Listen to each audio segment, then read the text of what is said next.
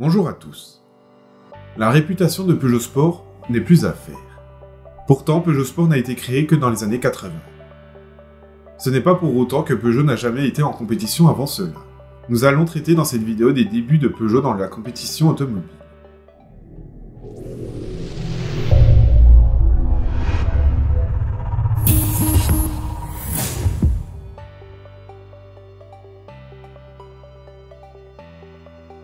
Le sport automobile a toujours été une vitrine publicitaire et technologique pour les entreprises automobiles. Armand Peugeot l'avait compris dès 1891. Tout commença dans le cadre de la course de vélo Paris-Brest-Paris organisée par le Petit Journal. Le but d'Armand était de faire la course parmi les vélos, voire même les devancer. Mais cela ne fut pas possible à cause de désaventures mécaniques. La Type 3 fit une moyenne de 13,5 km/h, contre 16,8 pour les premiers vélos. La Type 3 fit 2047 km en 139 heures. Ridicule maintenant, mais pourtant à l'époque c'était un exploit. Au fur et à mesure des années, les entreprises automobiles se battèrent pour avoir le record de vitesse et d'endurance. En 1892, la Type 8 atteint 35 km/h. La première vraie course automobile fut organisée en 1894, le 22 juillet pour être exact. C'est plus un concours de maniabilité qu'une course véritable. Elle sera disputée sur 126 km entre Paris et Rouen. Peugeot arrive ex-aequo avec Pont-Ars-le-Vasseur. Les deux voitures sont propulsées par le moteur Daimler, comme on l'a vu la semaine dernière. Sur les 102 concurrents partis au début, 15 arrivent à la fin. Et sur les 15, 6 sont des Peugeot.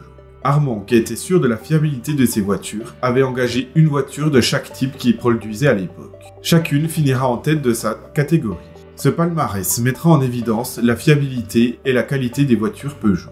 Le Petit Journal venait d'inventer le sport automobile.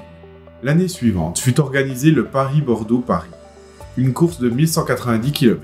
Peugeot y engage 4 véhicules.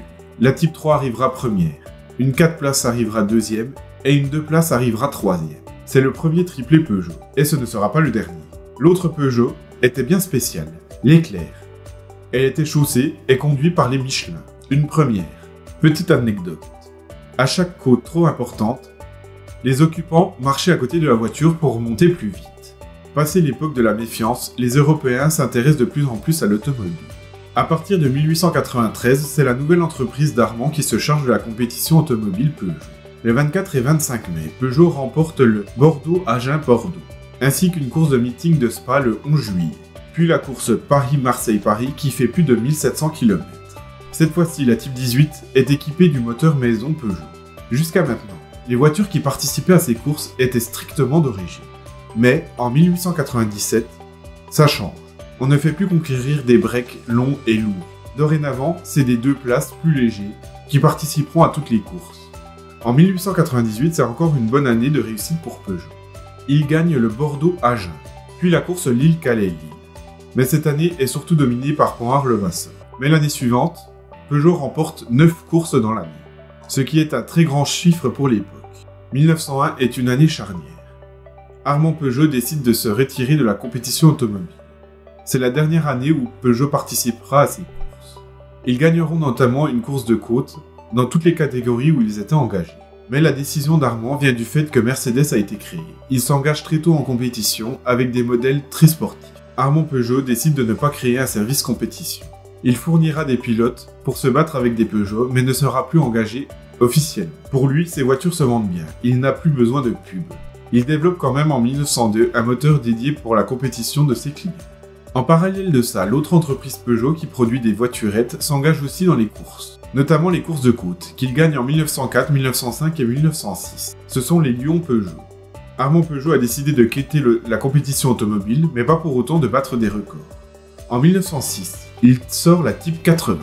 Elle est propulsée par un 4 cylindres de 7 litres. Elle fait 40 chevaux et atteint les 105 km/h. Les compétitions restent des laboratoires. Ainsi, Peugeot teste en 1907 la première jante remplaçable de Michelin. Un an après la fusion des deux entreprises, en 1912, Peugeot décide de revenir en compétition. Et ils ne le font pas à moitié. Georges Boyau engage une Peugeot au Grand Prix de l'ACF. Elle possède un moteur de 7,6 litres. Ce monstre rafle la victoire, haut la main, malgré des problèmes de boîte et d'embrayage. 4 mois plus tard, Peugeot gagne de nouveau 2 grands prix. Le Grand Prix de France et le prix de la Coupe de la Sarthe. Je vais faire un épisode détaillé à cette année haut en couleur pour Peugeot. En 1913, Jules Goux part aux États-Unis pour représenter Peugeot.